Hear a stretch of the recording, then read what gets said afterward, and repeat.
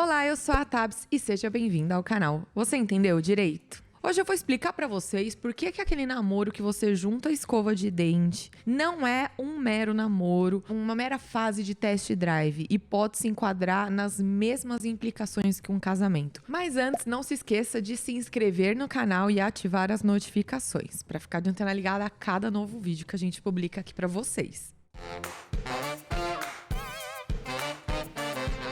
O relacionamento, eu brinco que é a mesma coisa que você jogar videogame e ter ali as fases. A primeira fase é a fase do namoro, da paquera, que hoje em dia até tem uma fase antes disso, que é ficar. É o seu ficante, mas é tudo a mesma fase ali do namoro, do se conhecer, do se testar. E aí depois ela evolui para uma coisa mais séria, onde você vai juntar os trapos com o namorado, você vai ter um convívio conjunto. E aí tem muita gente que para por aí e acaba virando uma união estável, reconhecida ou não em documento. Já vou discorrer melhor para vocês as diferenças ali de fases. Aí da união estável, pode ser que até no começo do relacionamento uma das partes fale: eu não ligo para casamento, não quero entrar de noiva na igreja. Como tem gente que liga assim, que quer ter o sobrenome do outro, e aí vem a fase do poderoso chefão, que é a fase do casamento. É uma fase muito mais robusta e que exige ali várias determinações por parte do casal, que não só a vontade de estar juntos. Mas vamos por etapas.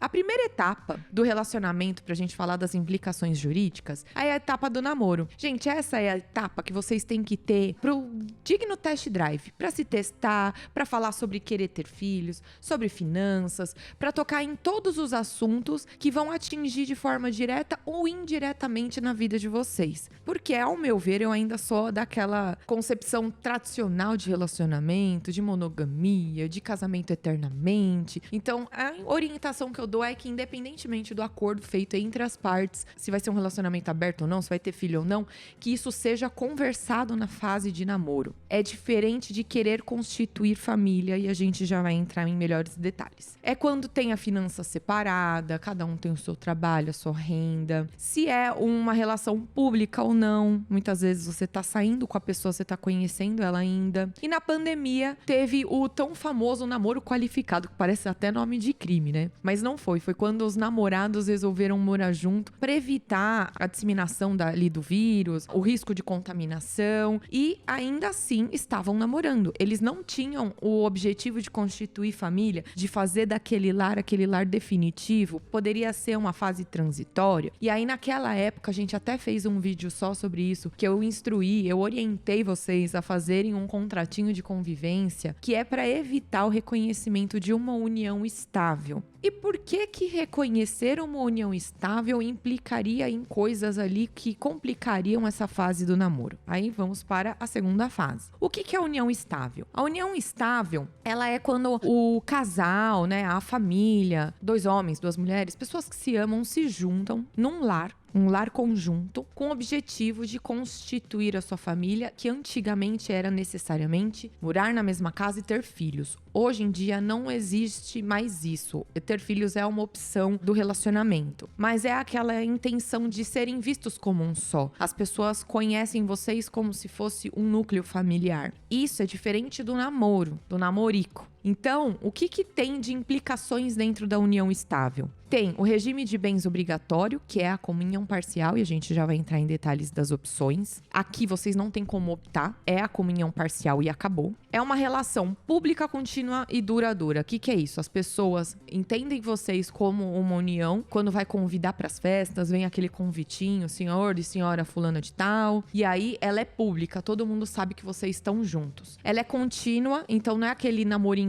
que dura 10 anos, mas é entre indas e vindas. É 2 namorando, 5 brigado, mais 3 meses namorando e volta. É contínuo e duradouro. Esse duradouro entrou em muita discussão na época da pandemia, porque até então entendia-se que eram 5 a partir de 5 anos. Só que as coisas se intensificaram muito mais rápido. E tem relacionamentos que até com menos de 5 anos, o casal ele já tá tendo filho, já tá declarando amor e a intenção de ter família.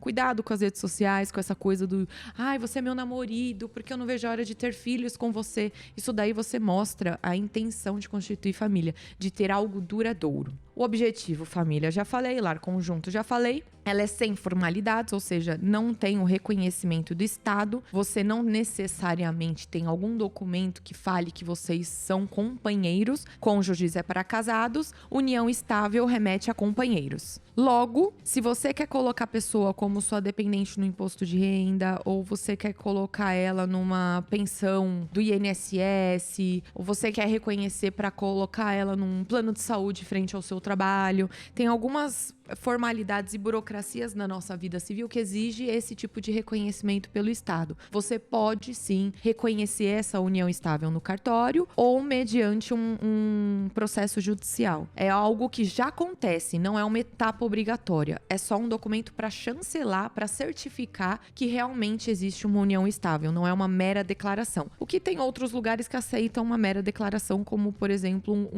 uma conta bancária. Então, visto isso, nós vamos para o casamento. Por que é importante vocês entenderem essa diferença? Porque as pessoas, elas falam, mas o que importa é a prática, eu não tenho sonho de entrar de noiva. Eu confio no meu parceiro, eu não preciso passar nada pro papel. E aí acontece como muitas, inclusive influencers, estão em alta aí de quebrar a cara com outra pessoa, porque elas não formalizaram aquilo que elas tinham. Pessoas são seres humanos, eles erram. Então, a partir do momento que você coloca algumas determinações, algumas escolhas, alguns combinados no papel, você, além de eximir que essa pessoa descumpra esse tipo de combinado, porque ela certificou que ela se comprometeu àquilo, você coloca de uma forma mais estruturada para eventuais surpresas. E é o que acontece quando você opta pelo regime de bens. As pessoas acham que o casamento é só se preocupando num eventual divórcio. E não é, gente. É para assegurar a vida a dois também. Interfere na administração dos bens do casal. E aí, se você não formaliza, se você não casa e não opta pelo regime de bens, você cai na regra da comunhão parcial de bens. E quais seriam essas opções? Por que eu tô falando tanto para vocês que seria ruim cair nessa comunhão parcial de bens? Porque é uma regra prevista em lei. Na lei, se você não opta por algum dos outros 3 tipos de regime de bens, você cai nessa comunhão parcial e ela lá dispõe como que vai ser cada coisa. Por exemplo, na comunhão universal, hoje, para você optar por ela, porque antigamente ela era a padrão, hoje é a parcial. Na comunhão universal quer dizer que tudo é de todo mundo, inclusive as heranças e os bens da pessoa antes do casamento. Você, para optar por ela, precisa de um pacto antinupcial. A separação total de bens, ela acontece consensual ou obrigatória. Consensual é se é a escolha das partes, obrigatória em alguns casos da lei que eu já vou exemplificar para vocês. Também precisa de um pacto antinupcial. A participação final dos aquestos, que é um nome até esquisito e poucas pessoas conhecem,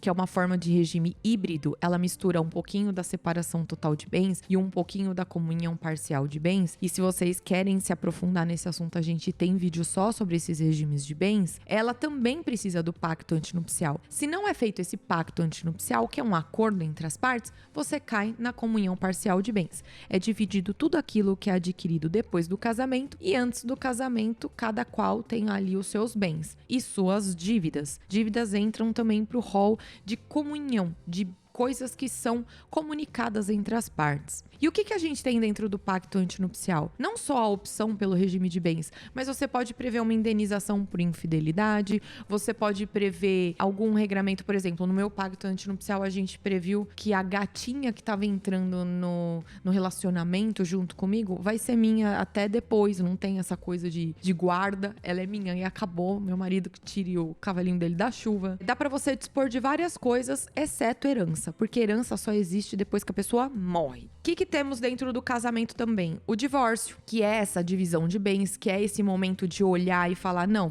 é o que de quem, vai tirar nome, com quem vai ficar a guarda das crianças, vai dispor ali da realidade. O que na união estável é só cada um ir para uma casa diferente e acabou. Não tem essa formalidade. E a mudança do estado civil e sobrenome. Na união estável você não é considerado unida ou unido. Você é considerado solteiro ou solteira. E você não pode optar por ter o sobrenome do seu companheiro ou companheira. E a separação total de bens, só para critério de curiosidade para vocês, porque tem muita gente que fala assim, é separação total obrigatória quando tem golpe do baú. E isso do golpe do baú é uma coisa muito relativa. Hoje, ela é obrigatória para idosos acima de 70 anos. E aí, no caso, ele acompanha a estimativa de vida das pessoas. Hoje está em em 80. Antigamente, para vocês terem ideia, acima de 50 tinha que ser separação total obrigatória, porque a estimativa de vida era 60. Então é sempre 10 anos a menos do que a estimativa de vida. É obrigatório quando precisar de um suprimento judicial, ou seja, entre 16 e 18 anos, o relativamente incapaz precisa da autorização dos pais e às vezes os pais são contra, então ele pode pedir para que o juiz supra essa representatividade. Tem causas suspensivas, ou seja, recém-viúvos, até 10 meses depois do falecimento de um cônjuge. Se você quiser casar, você pode, mas casar pela separação total obrigatória dos bens, porque ainda tem ali alguma discussão de herança, ou no caso dos recém-divorciados também tem uma partilha que esteja tramitando numa ação judicial. E para que não se confunda que bem é de quem, que bem ficou para quem, tem esse período aí de castigo entre uma celebração e outra. O que não inviabiliza o casamento, tá? A gente tá falando aqui de casamentos que acontecem, porém no regime da separação total de bens. A diferença se dá na herança e no esforço comum, que eu também já vou falar melhor para vocês. E as causas de impedimento? Eu falei pra vocês que dá pra casar mediante separação total de bens, mas quem não pode casar? Quem tem que ficar ali na união estável ou no namoro? Parênteses de linha reta ou colateral acima de terceiro grau, ou seja, você pode casar com o seu primo, mas você não pode casar com o seu tio. Você pode casar com o filho do seu sobrinho, mas você não pode casar com o seu sobrinho. E a gente também tem vídeo específico que eu explico como você faz a contagem dos graus. Essa coisa de, meu primo de primeiro grau, não existe. Ele é seu parente colateral de quarto grau. Sogros e genros, porque a regra de afinidade ela não se rompe com o divórcio. Então, você não pode casar com a sua nora ou com o seu genro. Inclusive, para filhos adotados, se é a esposa do seu filho adotado, também não pode, porque é filho. Aos olhos da lei não tem essa diferença de sanguíneo ou civil. Adotado com o filho do adotante ou para padrasto ou madrasta, porque é considerado irmão. Os casados, no Brasil é vedada a bigamia. E o cônjuge e amante do condenado por crime contra o traído. Ou seja, se o amante mata o seu marido, você não pode casar com ele, desde que ele seja condenado pelo crime, tá? Não apenas suspeito. E aí tem o caso da remarcação da celebração, que entra como uma causa de impedimento, porém ele é temporário, é impedido por um tempinho. Que foi aquele vídeo que bombou da noiva, que falou, ela foi brincar com o noivo. Você tem certeza? Você quer se casar? Ela falou, não. Sim. Então essa hesitaçãozinha, ainda que seja brincadeira, anulou o ato. Então teve que remarcar. Ela foi impedida de celebrar o casamento dela. E tem a hipótese do casamento anulável, que é quando se descobre que uma das partes, na verdade, não tinha a idade mínima para casar, quando precisava de autorização porque era entre 16 e 18 anos e não tinha, vício da vontade ou hesitação, que foi o que eu acabei de explicar. Às vezes a pessoa foi coagida, é o vício da vontade. Ou ela hesitou, ou ela brincou, teve ali um probleminha no casamento. E a incompetência da autoridade, que aí muitas pessoas perguntam, por que o casamento de Las Vegas tem hora que ele é acolhido como válido e tem hora que não? Em alguns países, em algumas situações. É porque a competência da autoridade para celebrar o casamento, ela muda de um lugar para o outro. E quais são os elementos comuns? O primeiro deles que eu quero enfiar na sua cabeça também. O esforço comum. O que é isso? Não é porque você tem uma família padrão brasileira, que o homem é o provedor e a mulher é a administradora do lar, que numa separação tudo é seu porque você foi o único que trabalhou por aquilo, a renda veio só por você, logo os bens são seus. Não, houve um esforço comum pela vida ali em família. É diferente de renda. Entra aí na análise se teve um esforço. Para vocês terem ideia de como esse instituto ele é pesado, na separação total de bens, que ela é obrigatória, às vezes a cuidadora casou com o idoso, e aí para a família ela tá dando o golpe do baú, mas na verdade ela tá trabalhando de cuidadora para outras pessoas, ou ela tá tendo uma renda ali que ela quer cuidar desse idoso, ela ama esse idoso, e eles juntos com esforço em comum, não só em renda, mas esforço comum, entende-se, a vida juntos, o cuidado mútuo, eles compram um carro. Pode ser que ela tenha direito à metade, comprovando o esforço comum. E aí quem levanta essa exceção frente à lei tem que mostrar por que essa exceção. Tem que comprovar que o esforço dela foi conjunto, que não foi com o dinheiro que ele já tinha, e sim com o dinheiro que ela também fez, com o tempo que ela também dedicou e com a intenção de usar aquele bem em prol dos dois. A união homoafetiva não tem muito segredo, ela já é legalizada, a família homoafetiva existe. Não existe só pai e mãe, agora a família são pessoas que se amam. Infidelidade não interfere nisso. Eu posso cancelar meu casamento porque eu tomei um chifre? Não pode cancelar seu casamento por isso. Você pode se divorciar e isso não vai fazer com que ele perca o direito dele, da parte dele dos bens. A única coisa que interfere em infidelidade aqui é no direito à pensão, porque a pensão você pode pedir para os filhos daquela união, bem como para o cônjuge que era dependente financeiramente do outro. Então, se esse cônjuge dependente financeiramente foi quem traiu, ele é credor infiel. Então, ele não pode pedir pensão alimentícia para o cônjuge traído. Subrogação de bens particulares. Aí tem gente que fala assim, Tabs, mas eu casei pela comunhão parcial, só que eu tinha uma casa. Aí eu vendi essa casa e com o dinheiro dela eu comprei uma outra, que tá no meu nome. O bem é meu se a compra foi feita depois da união? Pois bem, a regra é que o bem seja seu, porque o dinheiro que você usou para comprar esse bem foi subrogado, foi substituído por um bem que você herdou. E no regime da comunhão parcial de bens, a herança não se comunica. Porém, aí entra o depende que todo advogado fala e tem gente que não gosta. Se for comprovado que ele foi comprado por um esforço comum, ele foi reformado por ambas as partes, que foi em prol da família, que foi em prol do relacionamento, pode ser que a outra parte tenha direito sim. Então, essa subrogação de bens particulares é de caso para caso.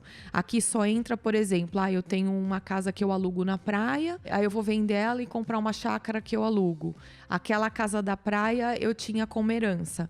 Aí eu vendi ela, ou não só a herança, eu tinha ela antes do casamento. Vendi ela, comprei essa chácara que eu vou alugar, vou fazer dinheiro também. Ela vai continuar sua porque ela foi subrogada de um bem particular. Os filhos, eles independem da formalização do relacionamento, então se você casou ou não, se você tem uma união estável ou não, é direito dos filhos ter o convívio com ambos os pais.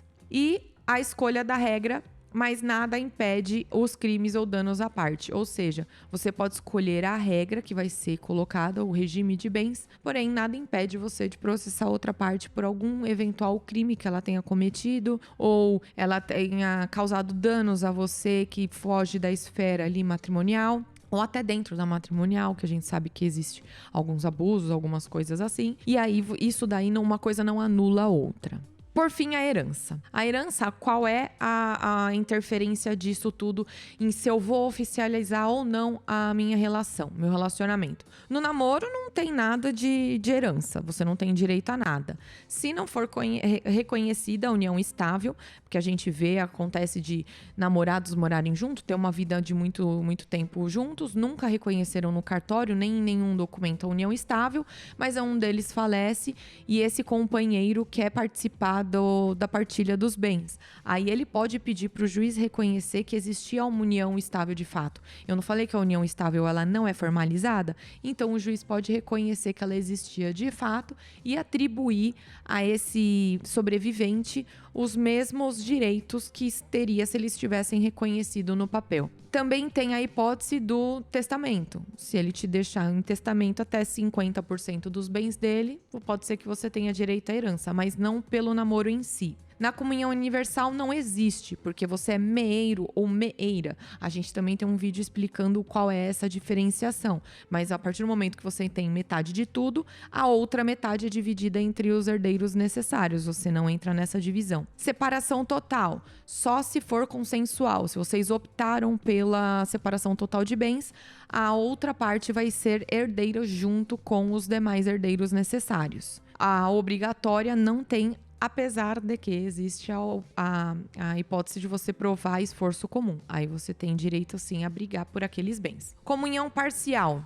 Ou no caso da união estável, que é na comunhão parcial, tem herança dos bens particulares, ou seja, daqueles bens que não se comunicaram no casamento porque era de cada parte antes de casar, a outra parte ela vai ter direito como herdeira. Então ela é meeira daquilo que foi comprado, adquirido onerosamente depois do casamento e herdeira daquilo que tinham antes. E no caso da participação final nos aquestos, é a mesma coisa que na comunhão parcial. Essa mesma regrinha que eu falei pra vocês. E eu acho que agora, aclarando pra vocês o direito que cada um tem, nas implicâncias jurídicas, vocês podem ver que às vezes empurrar com a barriga uma formalização de uma união pode prejudicar vocês, tanto num caso de sucessão, porque fatalidades acontecem, quanto no caso de um divórcio. Ou até mesmo para a administração dos bens. A administração dos bens, ela varia de acordo com o regime de bens. Eu não falei que a separação total de bens, cada qual é um. Então, você não pode interferir se o seu marido quiser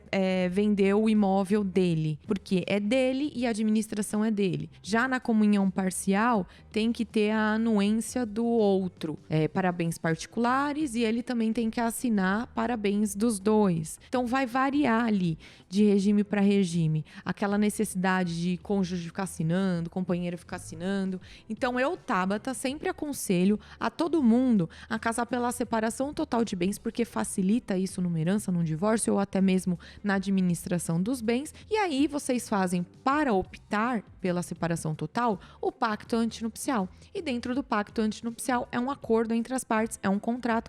Vocês podem dispor o que vocês quiserem. Aí coloca lá como que vai ser feita a conta bancária, a contribuição financeira com o rateio das coisas do lar. Vocês podem colocar uma série de coisas.